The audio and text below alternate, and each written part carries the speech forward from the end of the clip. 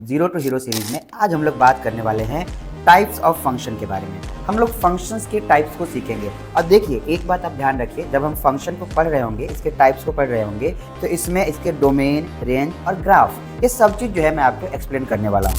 आज हम लोग बात करते हैं कांस्टेंट फंक्शन के बारे में। ये कांस्टेंट फंक्शन क्या होता है? देखिए दोस्त, कांस्टेंट फंक्शन जो होता है ये कुछ इस तरीके से होता है।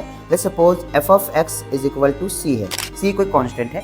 ये कैसा फंक्शन होता है जिसमें आप इनपुट कुछ भी रख दो, डोमेन आप कुछ भी ले लो, कोई सा भी वैल्यू ले लो, लेकिन आउटपुट जो होगा वो हमेशा एक कांस्टेंट वैल्यू रहेगा, चेंज नहीं होगा। आउटपुट कभी भी चेंज नहीं होगा। इनपुट चेंज होगा, आप कुछ भी रख दो, लेकिन आउटपुट जो यहाँ फिक्स है ना, वही रहेगा। ऐसे फंक्शन को हम कांस्टेंट फंक्शन कहते हैं। इसका अगर आप डोमेन लेना चाहो तो डोमेन जो है इसका वो ऑल रियल नंबर है।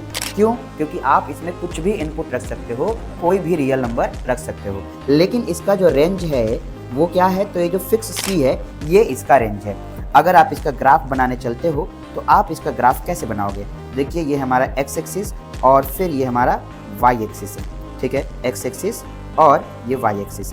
अब अगर आप इसका ग्राफ बनाते हो, मान लो यहाँ से यहाँ तक की वैल्यू क्या है, ये फिक्स है, कांस्टेंट वैल्यू है सी, तो ये ग्राफ कुछ ऐसा चलेगा, इस तरीके से ये ग्राफ हो जाएगा। ये ग्राफ है किसका? तो f of x is equal to C का।